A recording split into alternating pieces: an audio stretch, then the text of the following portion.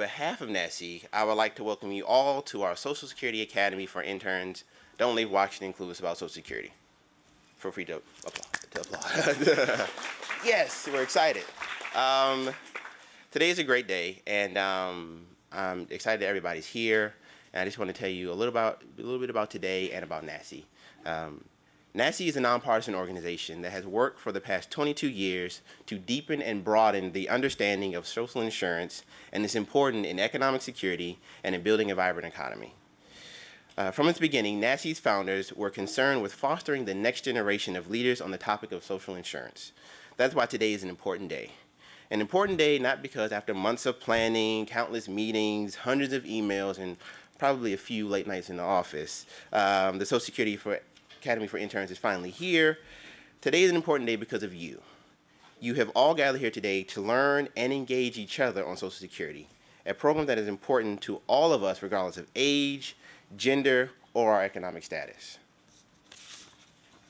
Our hope is that at the end of the day, when the Social Security Academy is complete, you will leave here informed and empowered, understanding the generational design of Social Security, the relevance of the program to your life and that of your family, and with the ability to make the decisions that will shape Social Security in the future. Today you will have an opportunity to meet and talk with our presenters and some of NASI's 800 expert members who have volunteered to be here today. In addition, you will be working with NASI summer interns, 18 talented students who are spending the summer in DC working at organizations, learning about Social Security policy, social insurance policy. Our interns, if you could raise your hand or stand up so you can be acknowledged.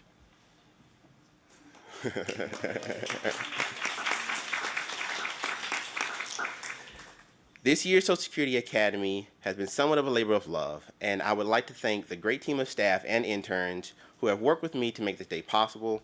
I would also like to thank the Ford and Rockefeller Foundation for their support of NASI's work, including this academy. A few housekeeping notes. In your folders, you may have noticed that there is a blue evaluation form that asks a few simple questions about the speakers and the sessions that you will be hearing today, as well as your impressions about the Social Security Academy as a whole and what you have learned. When you have a moment after each session today, fill out the form with information about the events as the sessions are completed, and at the end of the day, you can turn it in and receive a wonderful NASI t-shirt. Also in your folders, you will find today's agenda, a copy of a majority of the presentations that will be given today, more information about NASI and Social Security, as well as the supplemental materials that you'll need for the interactive activity that you will be participating in this afternoon. As you can see by the cameras, today's sessions will be recorded and will be posted online to enable us to share the experience of the Social Security Academy with a wider audience. With that said, let me turn to my most impressive duty today, introducing our opening speaker, Kilolo Kijakazi. As a person who began her career with an education and background in social work and moved into the world of public policy, Kilolo Kijakazi cares about the people who are affected by the policy and programs that Congress creates. After working in welfare reform, employment, and education policy, and then food and nutrition policy, Kilolo rose to national attention through her work on Social Security during the Clinton administration. She has used her work to bring attention to the inclusion of underrepresented groups, such as low-wage workers, in the Social Security program. In her current work with the Ford Foundation, Kilolo focuses on the issues of building economic security for a lifetime. From the beginning, she has worked and supported NASI and researchers of color to encourage work on the issues that affect us all, but vulnerable groups the most. So we're pleased that she is here today to start the Academy off with a few words on why Social Security is important. Please join me in welcoming Kilolo Kijakazi.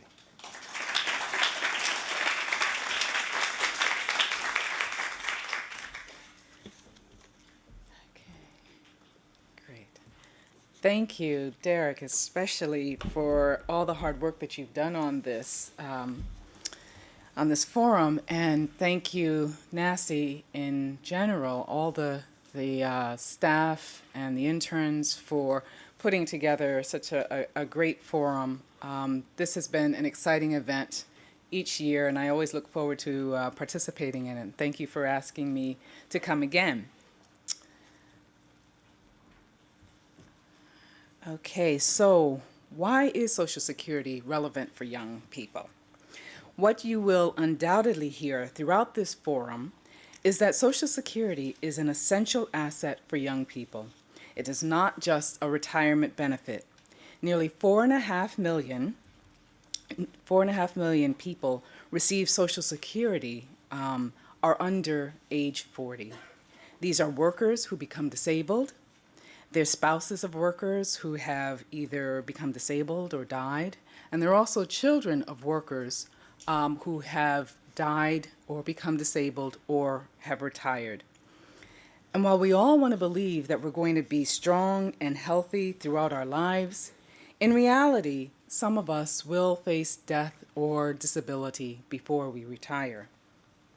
The Social Security Administration Office of the Chief Actuary projects that about 9% of men and 6% of women will die before retirement. And 30% of men and about 25% of women will become disabled before retirement. The insurance value of Social Security to young workers and their families in the event of disability or death is far greater than what most young workers could afford to buy in the private sector.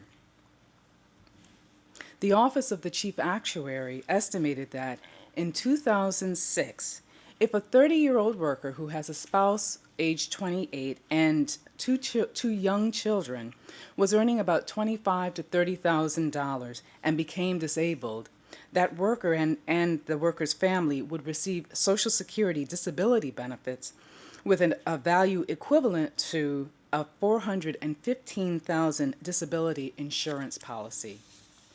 And if the same worker died, his or her family would receive a survivor's benefit, the equivalent of a $433,000 life insurance policy. Social Security is particularly important for young workers and their families in the current economic environment. Social Security was not intended to be the sole source of income when people become disabled, die, or retire. Savings and pensions were intended to supplement Social Security benefits. However, the downturn in the economy has made it much harder for people to set aside savings. In fact, stagnant wages and the loss of a job have meant that some workers are having to tap into their savings or completely deplete them in order to stay afloat right now. Young workers who are attempting to prepare for retirement have also been hit hard. Even prior to the most recent economic downturn, only about 50% of all workers were covered by pensions. For low-wage workers and young workers typically are entering the market with entry-level wages and so fall into that category of low-wage workers, the percentage covered by pensions is substantially lower than 50%. Over the past 25 years, there's been a substantial decline in the number of employers providing traditional defined benefit pensions. And that's when pensions are based on the number of years worked and the wages that are received. Employers who are providing pensions have been shifting to defined contribution pensions, such as 401ks. The value of these accounts are determined by how much an employee and sometimes the employer contributes, plus the earnings, or more recently, the losses to those accounts. Under the current economic environment, the ability of employers to continue providing pension coverage, pay benefits to current retirees, and contribute to their employees' 401k accounts has been challenged. In light of workers' reduced ability to save and their diminishing prospects for adequate pension coverage, Social Security coverage has become increasingly important as a stable source of income. The importance of this benefit means it is essential that two factors impacting the program be addressed. The first is restoring Social Security's long-term financial solvency. This is a manageable issue that must be addressed to ensure that the program remains healthy And you all will have your own chance to work on this later on in the afternoon. The second concern is program coverage and benefit adequacy for vulnerable workers. For some workers, especially household employees and farm workers, just getting Social Security coverage that they've earned is tough if employers do not report their earnings. If their earnings are not reported, they cannot get Social Security. Or if only part of their earnings are reported by some of the employers that they have, then they will receive Social Security benefits that are less than what they actually deserve. There are other workers who are covered by Social Security, but their benefit levels are low enough that they don't pull them out of poverty. For example, low-wage workers, people of color, women, and people with disabilities are impacted by labor market factors that result in low levels of Social Security benefits. These factors include unemployment, underemployment, low lifetime wages, and time out of the labor market, often to care for family members. Since Social Security benefits are based on the number of years worked and salary, these factors result in relatively low benefit levels. Moreover, these labor force factors make it harder for these workers to receive pension coverage or to set aside other savings. Consequently, these workers rely primarily or sometimes solely on Social Security for income. And for some of these workers and their families, the Social Security benefits are not sufficient to keep them out of poverty. While taking steps to ensure the long-term solvency of Social Security, we must simultaneously take action to expand coverage for workers who should receive it and to increase the adequacy of benefits so that people who have worked hard do not have to live in poverty even after receiving Social Security. So, can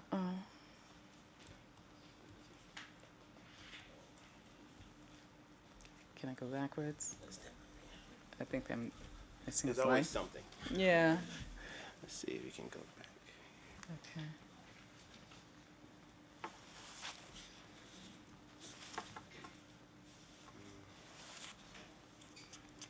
I think there's one slide missing, but that's okay. That's okay. We can just go on. Okay. Okay. So, how can young people impact the future of Social Security? Where Social Security is concerned, unlike almost any other policy, members of Congress listen to their constituents.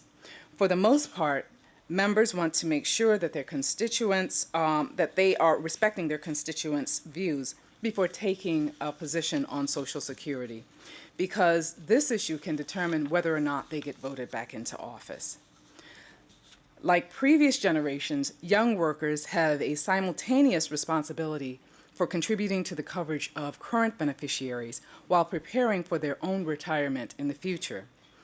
With responsibility comes the right to provide input into the decisions made about changes that may impact the contributions that you all will be making to the Social Security system and the benefits that you will receive in the future for disability, death, or retirement. Solutions to Social Security challenges can be developed through intergenerational exchanges.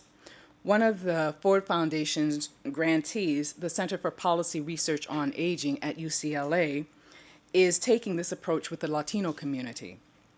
Based on research they have conducted on the importance of Social Security to the Latino community, they are identifying ways for young Latinos to contribute to the current beneficiaries while also improving their own economic security for the present and for when they retire. CPRA then plans to work with national, state, and local organizations to create intergenerational conversations. And they'll do this by holding a series of public forums across the country, conducting public policy briefings, and disseminating briefing papers and fact sheets. And through this work, they intend to build a coalition of younger and older Latinos. This coalition would help to develop an intergenerational strategy that meets the retirement security needs of the elderly, prepares young for their own secure retirement, and educates policymakers, the media, and the general public about the need for policies that support this strategy. So in closing, I encourage you to really get engaged in the activities that NASI has put together for this meeting, and then to think about ways that you can stay involved individually and on a collective basis as the country undertakes the debate on Social Security in the coming months.